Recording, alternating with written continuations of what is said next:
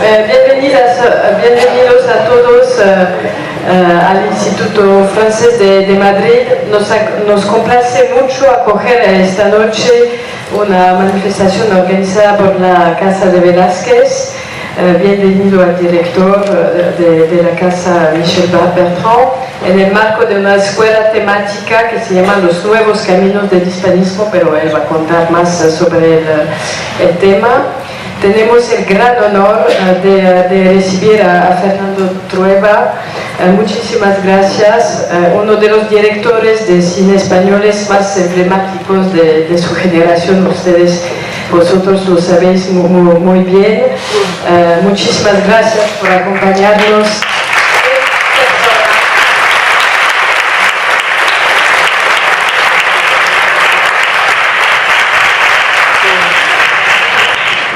Para la proyección de esta película, el artista y el modelo, una colaboración franco-española de 2012 que contó con la participación de Jean Rochefort.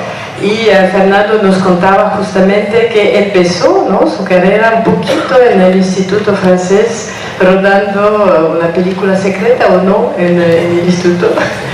Entonces nos parece maravilloso y muy emblemático también que pudiera presentar esta película aquí. Bienvenida también a Pilar Martínez Vasseur, directora del Festival de Cine Español de Nantes, que nos va también a presentar la película y que va a participar en el debate después de la proyección. Pero sin más, bueno, muy buenas tardes, muy buena proyección en el Instituto Francés y dejo la palabra a Michel Bertrand. Bueno, merci Anne, muchas gracias. Voy a ser muy breve, aunque en general cuando se empieza así es mal señal. Pero voy a ser de verdad muy breve, porque solo voy a agradecer a veces mismo al Instituto Francés de acogernos una vez más. Intentamos varias veces a lo largo del año universitario realizar actividades conjuntas, y estas actividades en general son prolongaciones de actividades científicas que se desarrollan en la misma casa, en la propia Casa de Velázquez. Esta proyección de película con una mesa redonda después para hablar sobre la película se enmarca dentro de una escuela temática sobre los nuevos caminos del hispanismo. Solo decir que esta mesa redonda y esta escuela temática pues inicia una reflexión que queremos lanzar en la Casa de Velázquez sobre el centenario de nuestra institución, porque la Casa está cumpliendo 100 años. Entonces esa reflexión sobre los nuevos caminos del hispanismo es realmente el principio, el inicio de esta reflexión sobre el camino andado por el hispanismo en general, no sobre el hispanismo francés, desde hace 100 años. Entonces agradezco muchísimo pues, a la Instituto Francés de acogernos aquí. Agradezco desde luego también a Pilar Martínez Vasseur de haber organizado pues, esta mesa redonda que va a seguir la proyección de la película, y desde luego también le sumo a los agradecimientos a Fernando Trueba por acompañarnos en esta proyección. Es un inmenso honor que nos hace y desde luego se lo agradezco muchísimo. Muchas gracias y muchas gracias a todos ustedes por estar aquí con nosotros.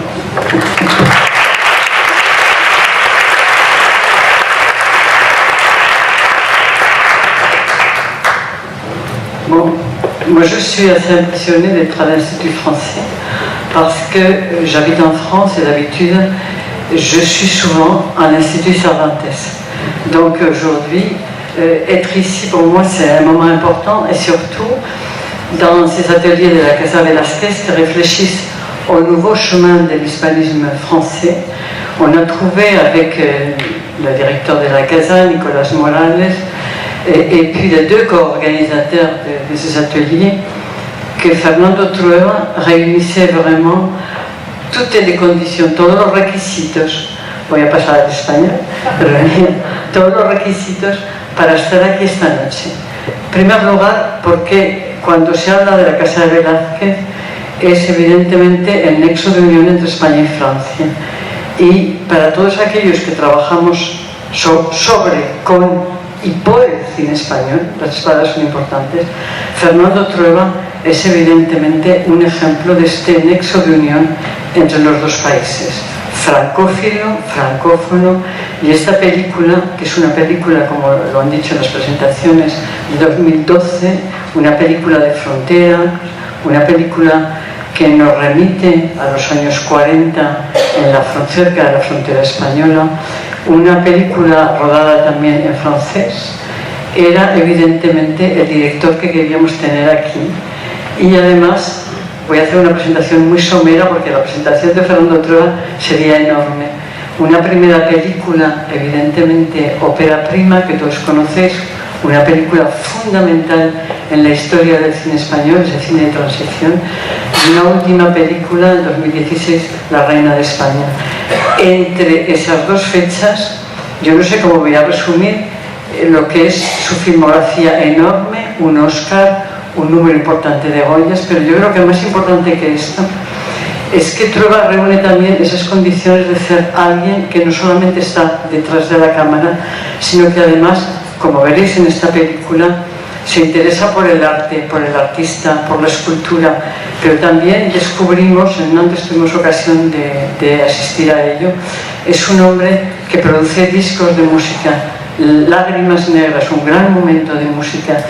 Es un hombre también que produce discos con dos músicos importantes, pianista y guitarra flamenca, jazz flamenco. Es un hombre que ha hecho un diccionario de cine español, etcétera, etcétera, etcétera. Es decir, es tanto que evidentemente resumirlo en tan pocas palabras es casi por mi parte impúdico.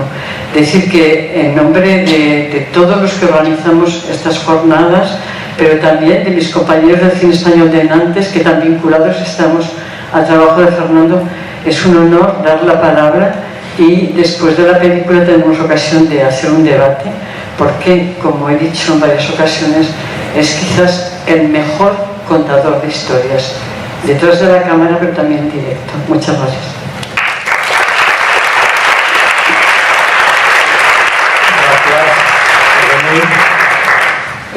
Nada, estoy encantado de estar aquí.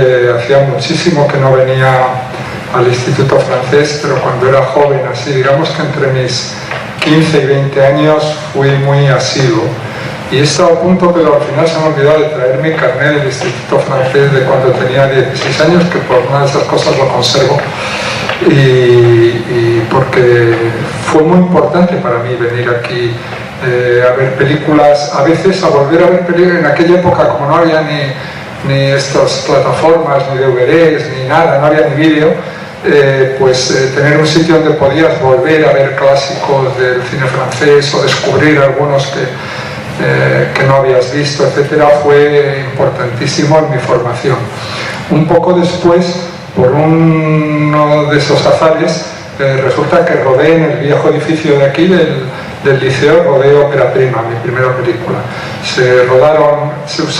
Estaba en aquella época el edificio vacío y se usaba a veces como decorado en algunas películas, o sea, no fue solo en la mía, en algunas otras.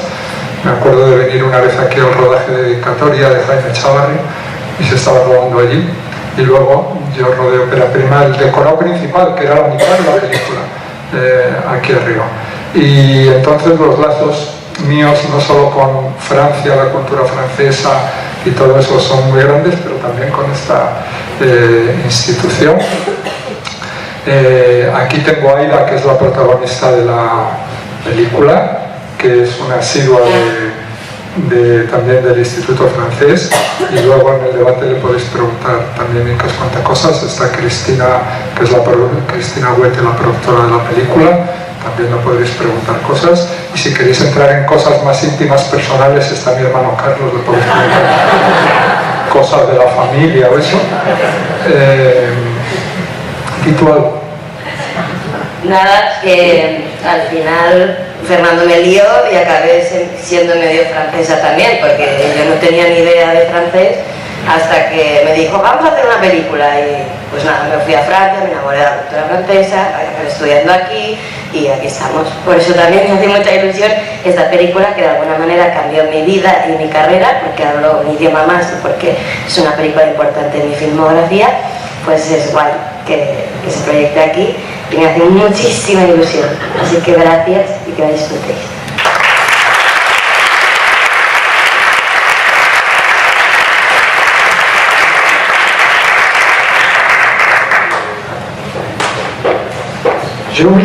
He olvidado quizás decir en la presentación de la película, no quería desvelar nada, pero yo creo que hay un trío de actores, además de Aida Ford, que es uno de los principales papeles, el principal, decir que es un papel fundamental también de Jean Rochefort y Claudia Cardinal.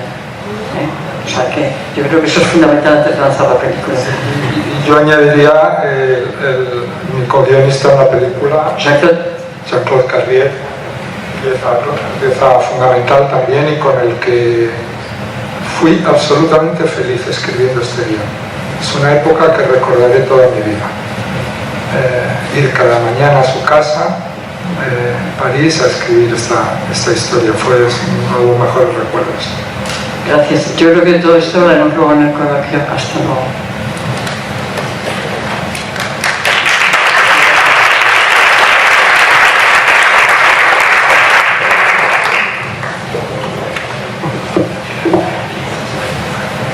Bueno,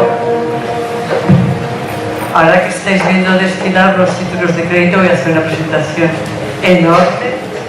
El guión, como lo ha dicho Fernando, está escrito por Fernando Trueba, Jean-Claude Carrier. Esta película también queríamos que fuera un homenaje a Jean Rochefort, que murió hace un año en el mes de octubre y que tuvimos ocasión de conocer en Nantes. Fue un regalo que nos hizo Fernando Trueba.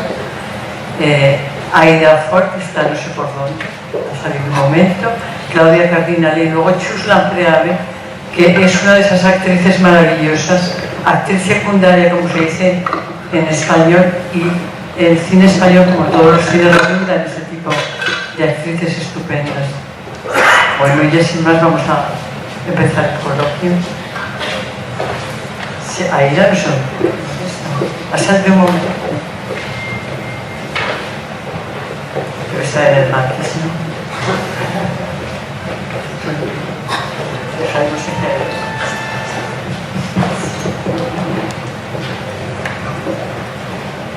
y José Luis Sánchez Norial, que no estaba en los títulos de crédito y que es historiador de cine, profesor en la Universidad Complutense y es uno de los historiadores de cine que más y mejor ha escrito sobre el cine español.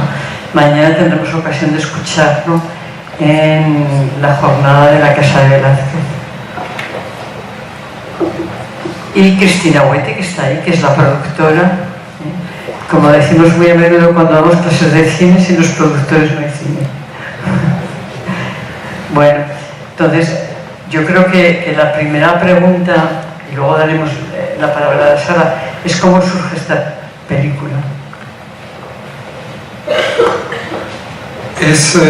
Fue un proceso tan lento y tan largo, porque yo soy muy lento, ¿sabes? O sea, que me tiro manoseando las historias mucho tiempo, dejándolas un poquito como que se hagan solas, a veces no se hacen y desaparecen.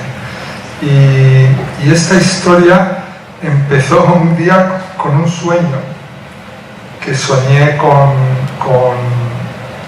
y me levanté por la mañana totalmente, soñé con Mayor, con Aristide Mayor, y con un episodio de su vida, y me desperté diciendo, pero vamos a ver, ¿dónde he leído yo esta historia?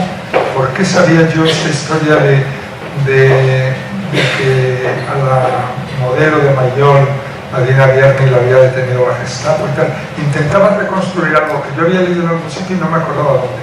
Y me acuerdo que esa misma mañana, que llega Aida,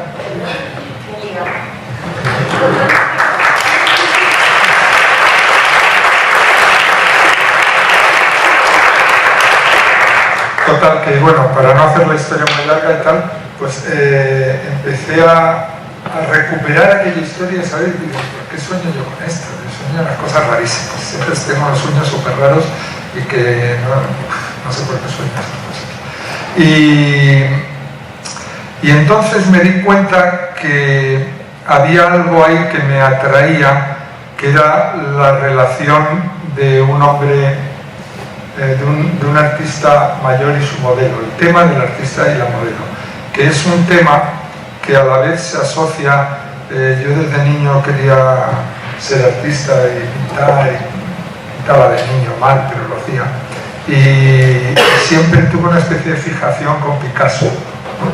Y recuerdo la primera vez a los 13 años que me enteré que había en Madrid unos cuadros de Picasso que se podían ver en el que entonces era el Museo de Arte Moderno, que estaba por la Universitaria, y 3 de esos lienzos de Picasso que había ahí, que había como 5 en la época, eran 3 variaciones sobre el artista y la modelo, ¿no? Y la emoción que yo sentí al ver por primera vez los cuadros de Picasso, no en una revista, no en el suplemento de los domingos de ABC, ni en la Gaceta Ilustrada, ni en las pocas revistas que sacaban algo de pintura, sino verlo de verdad delante de mí, ¿no? Cuando siendo niño y tal. Eso también tiene que ver con el origen de esta película. Y bueno, y toda una serie de cosas también. Mi hermano Máximo, que era escultor, había montones de cosas que se juntaban en mi cabeza, ¿no? Pero no quería a la vez hacer un biopic, ¿sabes? No quería hacer la vida de nadie, ¿no? O sea, no quería hacer la vida de mayor, aunque me sirvo de mayor muchísimo para la historia, y además nos servimos de una escultura de la Mediterránea, que yo tenía claro que esa era la escultura que quería que se hiciera durante la película. Y entonces fue un proceso de muchos años hasta que a lo mejor entre ese principio y que escribimos el guión, pues a lo mejor pasaron 15 años o 18, no lo sé, no lo sé. Justo para terminar con esta pregunta, y luego la decisión de trabajar con Jean-Claude Carrière, al que sé que admiras muchísimo.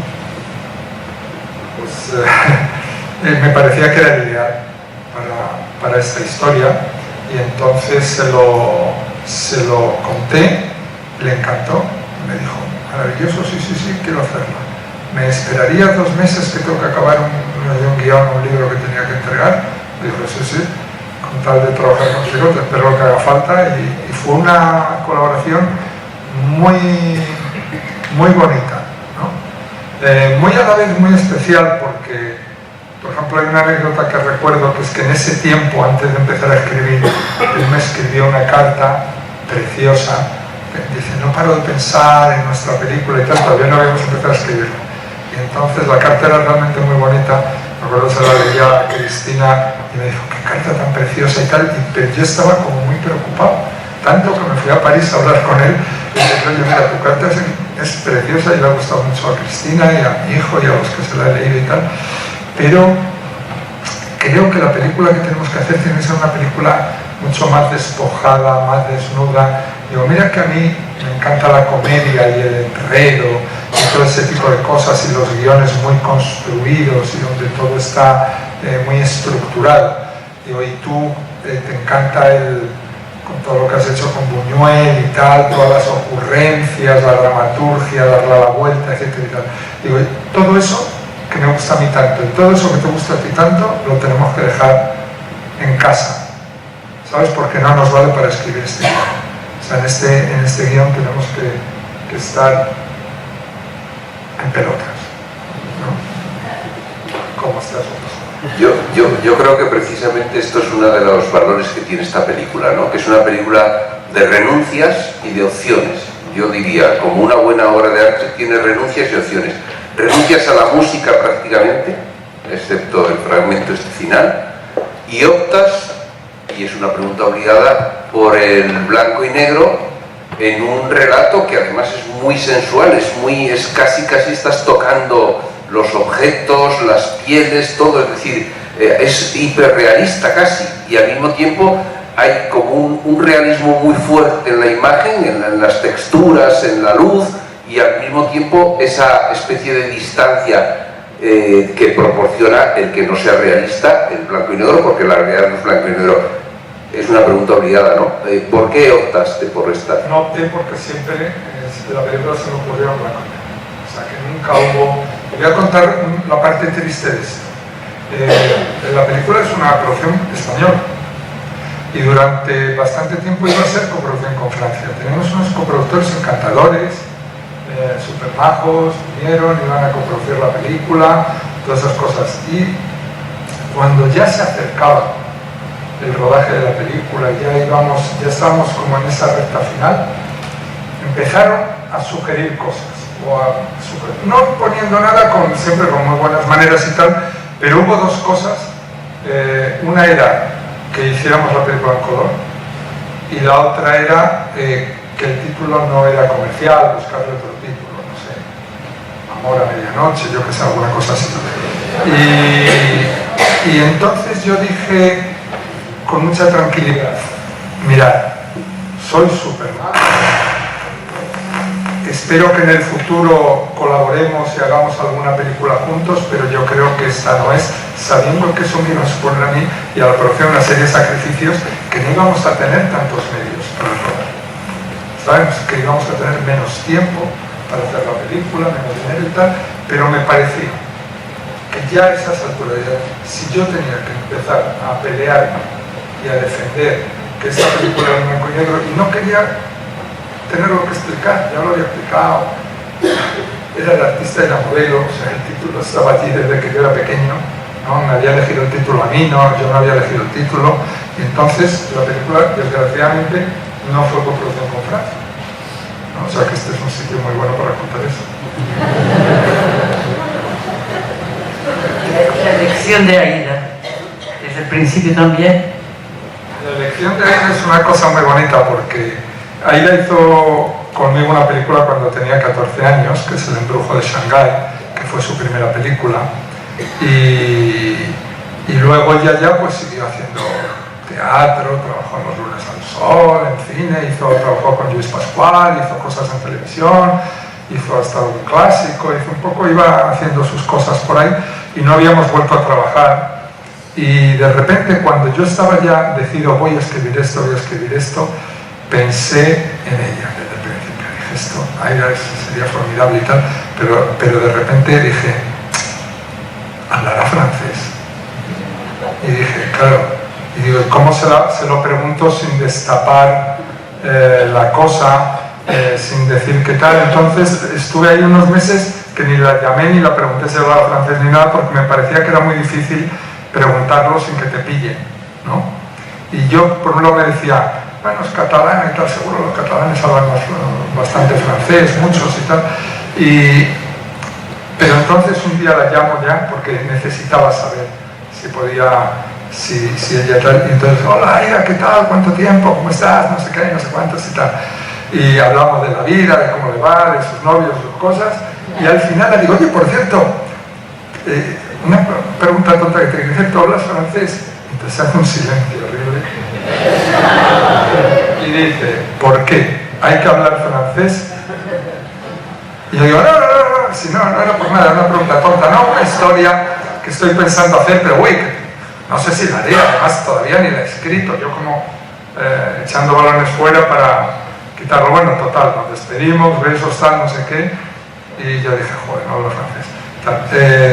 Pasan como 5 meses, suena el teléfono en casa, cojo el teléfono, ¿Fernando? Le digo, sí, ¿cómo te va? Había una chica hablando en francés muy fluido y muy bien, y digo, ¿quién es esta? Loca. Me sé qué y tal, me sé Aida, ¿te me reconoces y tal? Aida, habla francés, y entonces me contó, que lo cuente ella. No, me contó, bueno, de todo, que se había ido a Francia, que había estado primero en Aviñón, ¿o dónde era? En Arles viviendo, luego en Montpellier, no sé qué, había dejado hasta su novio, o sea, ahora digo yo, pero qué responsabilidad, y dice, no, estaba buscando un pretexto. Bajón fatal. Pero hablaba francés, y me llama hablando francés, y para mí eso me pareció tan bonito, tan conmovedor, tan genial, dije, es que es verdad que era ella. No podía ser otra, ¿no? Y no, fue muy bonito porque... Me encanta porque siempre cada punto de vista tiene lo suyo. Tú lo ves de esa manera, pero el día ese que me llamaste, yo tenía 19 años y no habíamos vuelto a hablar desde que tenía 14. Hombre, sí, alguna vez habías venido por casa. Alguna, pero muy poco. ¿Qué tal? ¿Cómo estás? No sé qué, hablas francés. Entonces, pues dije, hostias, tengo que hablar francés porque si este hombre me lo pregunta es que igual suena la flauta. Y entonces dejé todo, es verdad, dejé al novio, dejé la escuela de interpretación, todo, me fui a vivir al sur de Francia porque encima me dijo, yo estoy buscando a alguien que hable francés pero con el acento del sur. Y nada, pues me fui a un pueblo a vivir así. Porque los pueblos se aprenden mejor, por si alguien está pensando en ello, porque no había ni un español. Entonces, bueno, pues mucho ricard, mucha politique, muchas cosas, hasta que al final lo pillas. Y cuando lo pillé, pues le llamé y me dijo que estaba loca, que cómo se me había ocurrido y que si en el caso de que nunca hiciéramos la película, pues que no se lo podría tirar en cara porque, oye, has aprendido un idioma. Y tenía razón, la verdad. Y nada, y entonces le dije, pero bueno, que sepas que... No, en realidad yo quería que estuviera orgulloso de mí porque él me había dado la primera oportunidad en el cine. Y eso es muy difícil. Entonces ya cuando te has visto una vez, pues ya te llaman otra, pero empezar es muy difícil. Y entonces yo pues quería demostrar que podía hacerlo. Pero me dijo que estaba loca, que no había escrito todavía el guión y que no sabía si la película se iba a hacer alguna vez en la vida. Y dije, bueno, no te preocupes, que sepas que yo lo hablo. Y nada, y pasaron 6 años hasta que hicimos la película. Yo ya me volví porque no tenía un puto duro, francés carísimo. No tanto. Bastante, ¿no? La productora está por aquí que dice sí, es que es un artista. Y nada, y al final pues hicimos la película y yo estudié aquí también, porque claro, los años pasan y si no practicas, pues... Y me vine aquí al Instituto Francés a estudiar también. Con Jean Rochefort se creó una especie de complicidad y de relación muy buena desde antes del rodaje, ya en rodaje tremenda. Pero me acuerdo que él me decía, confío en ti. Pues ya habíamos hablado mucho, confío en ti, seguro, a ver qué actriz me vas a poner enfrente, qué vas a elegir, tal, no sé qué. Y yo le decía, no, tranquilo, es una chica, es una muy buena actriz, la conozco desde que era niña, hizo una película conmigo de niña y tal. Y el primer día que rodaban juntos, que es la escena en la casa, cuando llega ella a la casa, se come la sopa y tal, en un momento me agarró del brazo, me llevó a una esquina del decorado y me dijo, ni en mis mejores sueños, ¿de dónde la has sacado?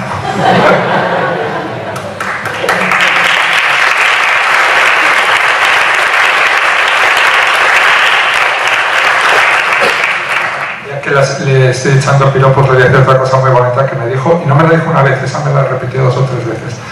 Me dijo, las 3 actrices que más me han impresionado en mi vida, trabajando con ellas, son Delphine Seyrig, Marthe Keller y Aida Folk.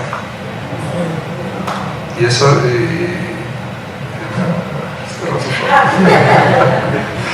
pero es un piropo muy bonito que te digan eso, ¿no? ¿No te lo dijo a ti? Bueno, es verdad que por las mañanas cuando íbamos a maquillaje yo bailaba en pelotas mientras me lavaba los dientes, ¿sabes? Igual lo cogiste por ahí. No, es broma, pero la verdad es que fue un rodaje maravilloso y precioso porque, yo qué sé, estábamos en familia, era un rodaje pequeñito, ¿no? Y siempre me sentí súper cómoda con todo el mundo, tenía que estar desnuda. No sé, era Claudia Cardinales, Jean Rochefort, Fernando Trueba. Y la verdad es que fue muy bonito porque la gente era fantástica, todas las conversaciones eran interesantes, era tan bonito como lo veis en la película. Es que es muy raro hacer una película así, ¿sabes? Normalmente estás estresado de un lado para otro, ahora no sé qué, pero esto, cuando Fernando, a todo esto, que se me olvidó contar, que es interesante, cuando me fui a vivir a Francia, yo no sabía ni de qué iba la película. Y 5 años más tarde, cuando ya me mandó el guión, lo tenía ahí en la mesilla y era incapaz de leerlo. Digo, a ver, he cambiado toda mi vida por esto que tengo aquí encima de la mesa, que no sé lo que es. Y si no me gusta, ¿qué hago? Y entonces Fernando me llamaba todos los días, yo no le cogía el teléfono, me daba un miedo horrible leer el guión, porque, joder, impone, ¿no? Y él siempre me decía, la película es como un árbol. Y yo pues como me lo sé, como un árbol. ¿Qué querrá decir eso, no? Y al final, con todo el proceso de la película, entendí pues esta maravilla hay muy pocas películas que uno pueda tener así en su filmografía, tanto el resultado como el proceso. Es una cosa que no olvidaré nunca. Yo hice una cosa como para la película, hacía falta crear antes toda una serie de dibujos, de esculturas, de bocetos, de todo este tipo de cosas. Pues para preparar ese trabajo hubo un taller de escultores que estuvieron trabajando varios meses, de pintores y escultores, haciendo eso ahí en un pueblo en León. Y entonces Aida fue allí a posar para ellos, lo cual estaba muy bien porque así les permitía a ellos hacer esos dibujos y todas esas cosas, pero sobre todo a ella le permitía aprender el oficio de ser modelo, lo que es ser posar, la dureza también, el sufrimiento de mantener o sea, no es una broma posar, ¿no? O sea, y que te estén mirando y acostumbrarse a las miradas, ¿no? Y tenía una chica allí dibujándole, un chico aquí esculpiendo, otra chica allí pintando. Entonces yo creo que esa experiencia fue para ti muy... Súper interesante, y sobre todo me brindó pues el conocimiento de saber lo que es y poder incorporarlo en la película, ¿no? Porque al final la toma que dura menos de 5 minutos, ¿no? Y uno no se cansa en 5 minutos, pero si lleva un rato sí. Entonces cuando se queja y no sé qué, era de lo que había aprendido posando, o sea, sudaba y cansa muchísimo y pagan fatal y no sé, es un trabajo muy bonito. Y también pude vivir lo que se genera ahí, ¿no? Con los artistas, el tipo de mirada que tienen, cómo te observan, si te tocan la rodilla. Yo no entendía nada de todo esto, de por qué tiene que tocar, porque quiere saber cuánto mide de aquí a aquí, no sé, era todo un mundo desconocido que me vino muy bien para poder interpretar a Mercè. Lo descubrí también como persona y como actriz.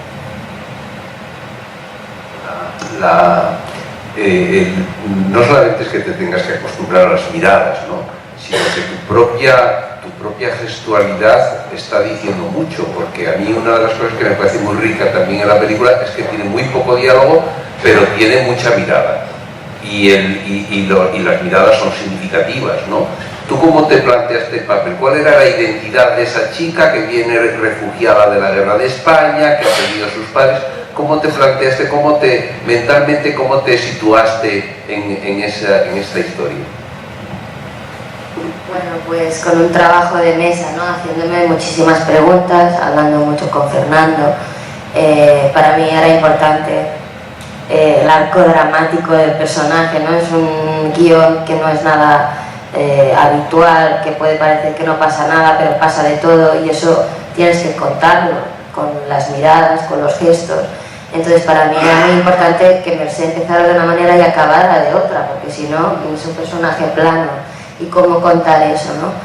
Para mí la escena central donde hay un clic es esa escena de Rembrandt, ¿no? Donde Mercè empieza a entender ese mundo, porque aunque es una chica, digamos, de campo, de pueblo, donde un cuerpo y la vergüenza y todas esas cosas que ahora nos importan tanto, para ella es una tontería. Ella pasa a gente por las montañas, o sea, para mí era pues muy importante ver cómo ese personaje de alguna manera no se va sofisticando, sino va entendiendo, porque es una persona inteligente, que tiene inteligencia emocional, ¿no? Y entonces eso, como escena en escena, lo voy contando poquito a poquito hasta el final, donde mucha gente, que me hace mucha ilusión, dice, en el momento en el que se va a la bici, ¿no? Se va con toda esa vida nueva, con todo lo aprendido, ¿no? en ese taller. Y no sé, por ejemplo, me inspiré mucho, pues, salvo que hay miles de diferencias, pues en El niño salvaje. Para mí era muy importante también la fisicalidad del personaje, o en el personaje que interpreta Renée Zellweger en Cold Mountain. Me gusta mucho, pues, el peso, cómo anda, y la tierra, y todo eso. Una cosa que es bonita es que cuando hacemos la primera proyección en París, pues para Jean, para Jean-Claude Carrier, para Claudia, para todos y tal, invitamos al director del Museo Mayor, que nos había autorizado a utilizar la escultura y tal, que no es otro que hijo de Dinarién, y salió tan emocionado de ver la película y abrazó a Aida y dijo: eres mi madre. ¿Sabes? Eso fue muy bonito. Sí, yo quería decir que después de haberla visto en diferentes contextos, en diferentes salas de cine, es una película, yo creo que para el espectador es sumamente, no sé cómo decir, emocionante. Es decir, hay una emoción que aparece en las miradas, como decía José Luis, pero al mismo tiempo, viéndola otra vez, me da la impresión de que Rochefort y tú sois como Úrsula actor, es decir, que no se puede entender su papel sin el tuyo sin el suyo. Es decir, que hoy lo estaba volviendo a ver, decía, es que es imposible separarnos, son como siameses, o sea, es una cosa, es una impresión bastante diferente de la que siempre he tenido. Y no sé, o sea, eso yo pienso que durante el rodaje debió de ser así, ¿no? Pues sí, ahora que lo dices me emociono porque, a ver, normalmente los actores estamos en la búsqueda de la verdad, en mirarnos, en trabajar juntos, es un trabajo muy generoso, ¿no? Y Jean me enseñó un montón de cosas, ya no solo de interpretación, sino de la vida. Los dos creamos un mundo, los dos nos divertíamos, creamos complicidad, hicimos todo por la película, y eso al final porque amábamos lo que estábamos contando. Para él era muy importante este personaje, muy bonito, y para mí también, y esa pasión estaba latente en el rodaje todo el tiempo, pero es que era continuo. Cada vez que había un descanso, pues hablábamos, jugábamos, nos reíamos, nos contábamos anécdotas. Realmente hubo una fusión y terminamos siendo amigos, y cuando me da mucha pena y pienso mucho ahora en él, porque me encantaría que hubiera sido mucho más larga nuestra amistad. Me encantaba verle en París, llevarle compot, que era lo que más le gustaba. Me encantaba su sentido del humor y cómo veía la vida. O sea, sí, fue una interpretación, un duelo. Queríamos mejorar, y yo no he visto jamás, o sea, era mucho menos convencional que el resto de actores con los que haya trabajado nunca, y mil veces más que yo. Yo le decía a Fernando, este tío, sobre todo al principio, es muy raro, tiene que coger una uva y lo hace de una manera. Yo haría así y ya está. No, él le da la vuelta y la mira y no sé qué, y eso para mí es un buen actor, ¿no? Que te quedas absorto mirando qué está haciendo. Es interesante, tiene carisma, tiene pues un montón de cosas que hoy en día pues están un poco a la baja, ¿no? Y eso fue muy interesante de compartir con él. A mí me gustaría, Fernando, que, no sé si me pongo muy serio, pero que situaras esta película en tu trayectoria. Quiero decir, a mí me parece que es una película de madurez, de mucha madurez, es decir, no es una película que puedes hacer ni tu tercera ni tu cuarta película, porque es una película que rompe con lo que habías hecho mucho, es decir, no se parece a las comedias dramáticas del pasado histórico, yo que sé, El año de las luces, Belle Époque, etcétera, ni modernas. Es decir, es una película que es muy libre en su dramatización, porque efectivamente, como ha dicho muy bien Aida, no pasa nada y pasa de todo, está ahí la vida entera. Y luego además es una película que yo, cuando la he vuelto a ver después desde el estreno, me he dado cuenta que al principio en el estreno yo veía el tema del artista y del modelo, pero después he visto otro tema mucho más rico, que es el paso del tiempo, ¿no? El paso del tiempo y que todo se marchita. Me recordaba además cuando hablaba el escultor al sol del membrillo, cuando Antonio López dice que es que no puede pintar el membrillo porque se le pudre en el árbol, y cuando quiere pintarlo ya no está allí, ¿no? Entonces, ese tema de la inasibilidad del tiempo, ¿no? De que fluye y se te escapa, y las hojas cada una es diferente y todo fluye, me parece que es un tema que no sé si tú lo pensaste muy racionalmente o te surgió, pero me parece que es algo tremendamente maduro, tremendamente interesante, y que hace que la película, al cabo de los años, sea una película que crece, y eso es muy, muy valioso. Bueno, era una película que yo en todos esos años que he dicho que tardo en hacerla, en ponerme, ¿no? Pues ocurría que de vez en cuando decía, voy a hacer esta película, voy a hacer el artista, la próxima va a ser el artista, y siempre me acababa yo diciéndome, es demasiado pronto, la vas a estropear, deja que pase más tiempo, deja que pase más tiempo, ¿cómo vas a contar la historia de este hombre de 80 años? O sea, necesitaba yo, y eso que yo siempre he tenido amigos mayores que yo, y algunos muy viejos, ¿no? O sea, ha sido una cosa de mi vida, una constante, ¿no? De tener amigos que me sacaban muchos años, pero con lo cual pues los aprendes a quererles, a entenderles, a conocerles, te cuentan las cosas, cómo ven las cosas, lo que les preocupa y tal. Pero de todas formas me encontraba demasiado joven y siempre decía, cuanto más tarde la hagas mejor, y la iba retrasando en lo mismo, iba retrasando incluso ponerme a escribirlo, ¿sabes? Para no precipitar el proceso ese de poner en marcha una película. Y al final hubo un momento en el que dije, ya, no la retrases más, no vaya a ser que se te caiga la cornisa de una casa cuando vas paseando y no la hagas, ¿no? Hazla. Y entonces la hice. Y bueno, pues sí, es una película que tiene ese otro pozo, ¿no? O sea, es una película quizá más madura, más reflexiva, más tal, pero a la vez yo no la veo tan de ruptura con lo que yo hago, la veo que es como que sale de lo más profundo de mi vida, de mis gustos, de los temas que me han interesado siempre, hasta de mi infancia, de muchas cosas, ¿no? O sea, yo recuerdo, fíjate que la primera película que yo hago en Super 8 es un documental sobre Chillida.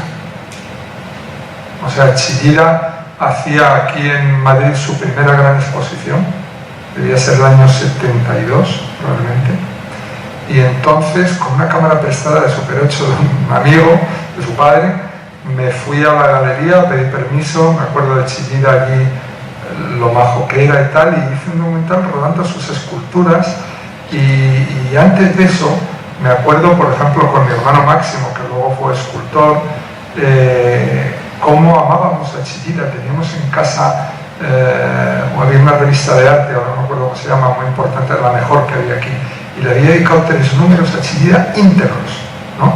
Y entonces donde estaban todas las fotos de él en el taller y tal, y cómo esas 3 revistas eran para nosotros las veces que las vimos juntos, ¿sabes? O sea que, fíjate eso, y éramos niños, ¿no? Y nos fascinaba la escultura. Me acuerdo hasta había un artículo de Heidegger, una foto de Heidegger con Chillida. Es la primera vez que vi yo el nombre de Heidegger. No sabía quién era y dije, es un filósofo alemán muy importante, ¿no? O sea, eso, como que eso está en mí desde la noche de los tiempos, ¿sabes? Entonces no supone ninguna ruptura, a lo mejor lo que supone es volver a las fuentes, ¿no? O cavar, mirar más dentro de ti, ¿sabes? Mientras que la comedia es siempre mirar más fuera, mirar más a tu alrededor, mirar más la gente y tal, ¿no? Y para mí son totalmente compatibles, ¿no? Yo se la veía como una película más libre, más madura, en ese sentido, que obedece menos digamos, a los cánones de la comedia o de la comedia dramática. Es decir, de repente, luego he visto ahí que además la gente se ha reído, es decir, que ha disfrutado mucho pues el momento, la figura de Chus Landreaber, el momento de los niños, es decir, que tiene mucho humor. Sin embargo, el humor yo la primera que la vi no lo veía mucho. Para mí es importante el humor, y fíjate que en la elección de Rochefort yo lo que quería quitarle es solemnidad, ¿no? Yo quería alguien que fuera muy creíble, que yo me lo creyera, que tuviera esa vulnerabilidad, esa humanidad, esa ternura que tenía Rochefort, pero a la vez el humor. Porque creo que si no el artista... yo hay una película que no me gusta nada y que tiene todos los premios y del mundo, que trata un poco el mismo tema, que es La Belle Noises, ¿no? Parece una película que hace lo contrario, que enfatiza el artista, ¿sabes? En vez de hablar del artista como tal, entra en esa cosa de mitologizar, de tal, cuando el artista es alguien que se pelea con la materia, sea escritor, te peleas con las palabras, si eres cineasta te peleas con los planos, con la luz, con los actores, luchas ahí con una materia para hacer algo, ¿no? Y eso es lo más importante, ¿no? Entonces no me gusta cuando se hacen esa especie de fábulas extrañas y tal, y hay una anécdota muy bonita de eso, que al principio de nuestra relación con Rochefort, antes de hacer la película, se lee el guión y quedamos en su casa. Entonces voy a su casa, cuando ya se había leído el guión, hablamos, me ha gustado mucho, quiero que esta sea mi última película, me acuerdo que me dijo, y tal, y no sé qué, digo, espero que no, y tal, y bueno, y de repente va y me dice, ¿has visto La Belle Française? Digo, sí. ¿Te gusta? Y entonces yo, claro, era el principio, no nos conocíamos, y yo dije, Dios mío, a lo mejor yo digo que la verdad ya él es su película favorita o viceversa y cometo un error que voy a pagar y tal, si me equivoco y tal, pero decidí decir la verdad, ¿no? Y entonces le miré y le dije, no me gusta nada. Entonces se levantó, vino y me abrazó y dijo, ok, nos vamos a entender. Muy bien. Era muy especial, ya. Era muy especial. Esto que he dicho ya es que era un tipo original. Nunca hacía lo que te esperaba, siempre te daba algo más, te sorprendía. Pero no por la originalidad, sino porque buscaba la verdad. Y la verdad no es algo que tú vengas con ella, que te la hayas preparado con tu profesor o tu coach, o que hayas preparado tú en la reflexión de tu casa. La verdad es algo que te tienes que tirar al agua, que a veces la encuentras y a veces no. Y entonces este señor, a pesar de su edad, lo que decía Aida, era capaz de hacerte a lo mejor una toma o un ensayo tan disparatado o tan equivocado, fuera de lugar, que a veces había gente del equipo que miraba como diciendo, ¿hacer esto? ¿Sabes? Y lo que no se daban cuenta es que estaba probando cosas, porque solo probando esas cosas iba a encontrar la que convenía, ¿no? Entonces eso era muy bonito de trabajar con él, y era un hombre como yo creo que he conocido a pocos actores que amaran más su trabajo y su profesión. Y la otra cosa que él amaba más es la amistad, y curiosamente las dos cosas se unían, no eran dos cosas separadas, porque sus amigos a los que amaba y reverenciaba eran Belmondo, Noiret, Mariel, Bruno Kremer, que eran Claude Rich, sus compañeros de generación del conservatorio. O sea, era muy raro que él un día no hablara con Belmondo. ¿Sabes? Se llamaban por teléfono a contarse cualquier cosa. Entonces, cuando murió Noiret, me contaba que cuando pasaba por la calle de Noiret, que había una iglesia al lado de la casa de Noiret, y que entraba y se sentaba un rato a pensar en su amigo, ¿no? O sea, no por nada religioso, sino por el culto esa de la amistad. Y eso lo veías porque en su casa era un álbum de sus amigos. No eran fotos de él, eran fotos de ellos. Yo nunca olvidaré la foto de Belmondo, todo joven y guapo en una Vespa por el medio de París, una foto en blanco y negro, la tenía puesta en medio del salón, donde otro tendría la de su madre, ¿sabes? O sea, y luego había fotos de todos esos, de Mariel, de tal, no sé qué, y veías que esos eran su gente, que eran su familia, ¿no? Eran los actores con los que había trabajado, con los que había estudiado, que unos habían tenido más éxito, otros menos, otros ninguno, pero ese era su rollo, ¿no? Entonces es una cosa muy conmovedora de Jan. No sé si hay tiempo para robar ahora la sala. Miro a Nicolás. Bueno, cuando decimos hasta y cuarto, hasta y cuarto. ¿Hay alguien que pase el micrófono? Sí, Ana. Quería saber el último plano, cuando él se echa un poquito de pan, una gota de aceite, es un homenaje a Rafael Arjona, porque Rafael Arjona consideraba que lo más grande de este mundo era tomar una granada de pan con la rellena con aceite, con una anchoa y una Bueno, no es que esté pensado así, pero he comido tanto con Azcona. Durante años y años teníamos una comida semanal y me ha enseñado muchas cosas. Y, por ejemplo, hay un libro maravilloso que es este libro de Pla, que se llama Lo que hemos comido, que me lo regaló él, por ejemplo. También me regaló un libro sobre el pan con tomate, ¿no? Un libro que es de alguien conocido y tal. O sea, que es verdad que no solo comíamos juntos, sino que hablábamos de la comida. Comíamos en un restaurante vasco que ya está cerrado y claro, y celebrábamos los pimientos, el aceite cada día, ¿sabes? Para nosotros eso era una misa, ¿no? El estar juntos, reírnos a carcajadas en el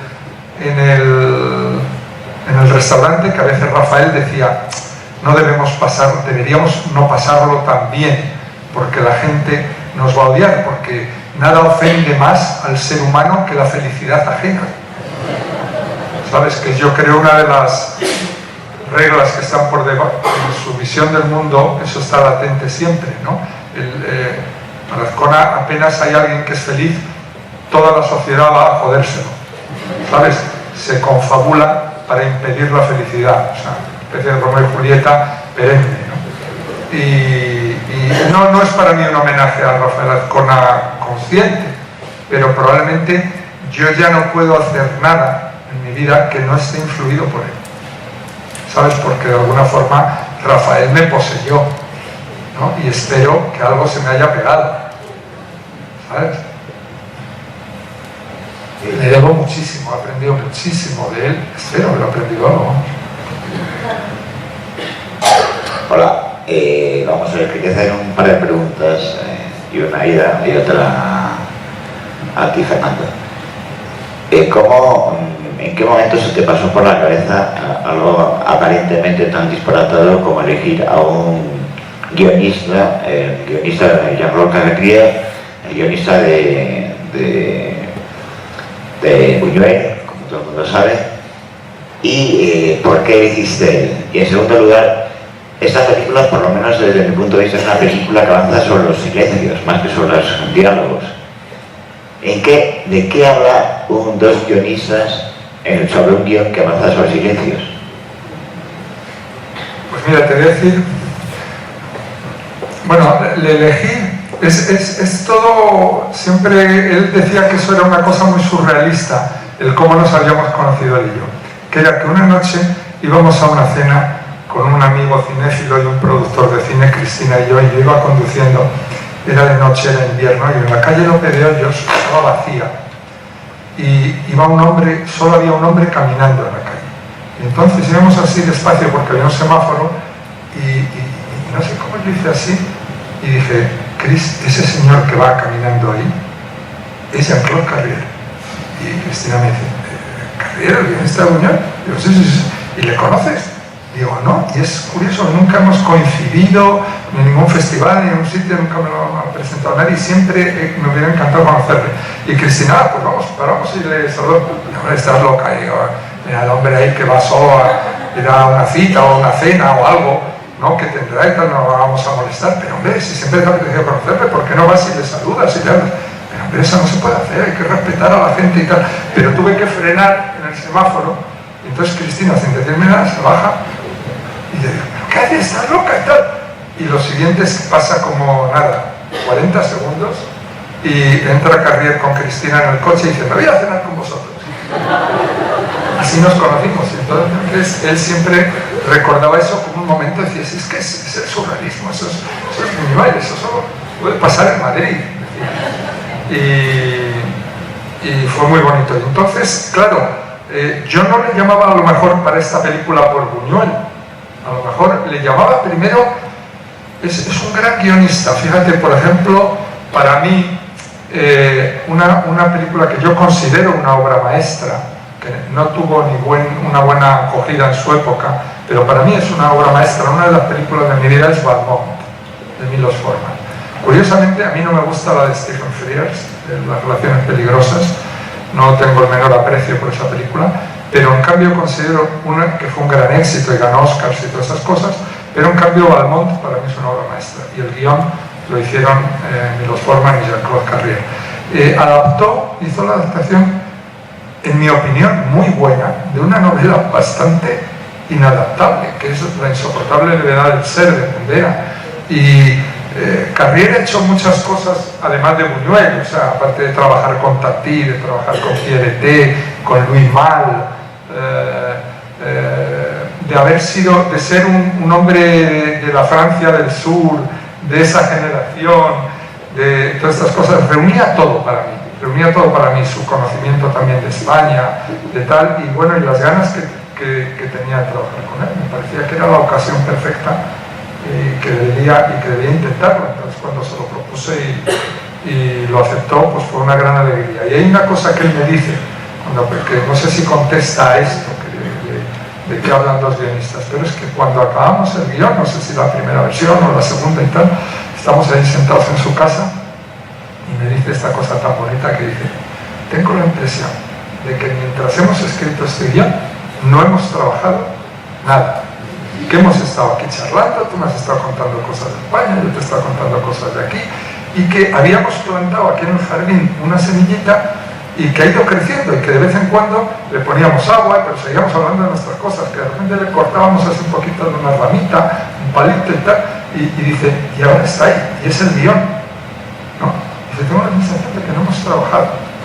Y me pareció la cosa más bonita, porque para mí había sido un poco así, ¿sabes? Él me hablaba de Buñuel, yo le hablaba de Arcona, o de Ranga, o de cosas de España que yo he vivido, de mi infancia, me contaba de la suya, etc. Entonces era esa cosa bonita que hay cuando entre un guionista y su co-guionista o el director hay esa comunicación humana, y no solo el trabajo, ¿no? Que es una cosa que yo he vivido pues por ejemplo, pues con Rafael Azcona, y que me ha enriquecido mucho, o que la he vivido incluso cuando he trabajado con mi hermano David, porque a mi hermano David le sacó 15 años, entonces tampoco habíamos convivido, ¿sabes? Empezamos a convivir de verdad cuando escribimos un guión, y entonces él me contaba cómo era mi familia cuando yo me había ido, ya, y yo le contaba cómo era mi familia antes de nacer, ¿sabes? Era ese intercambio de información, ¿no? Que es muy bonito cuando escribes con alguien, ¿no?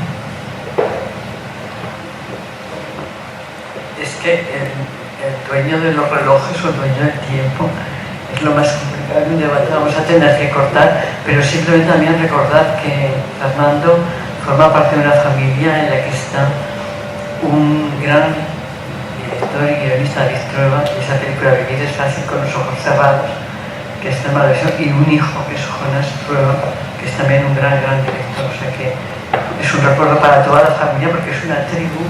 Y cuando se invita a cada uno de ellos, estoy segura que vendrán aquí o han venido ya. Y entonces, pues también un recuerdo a ellos porque también nos queremos mucho y nos alegramos mucho.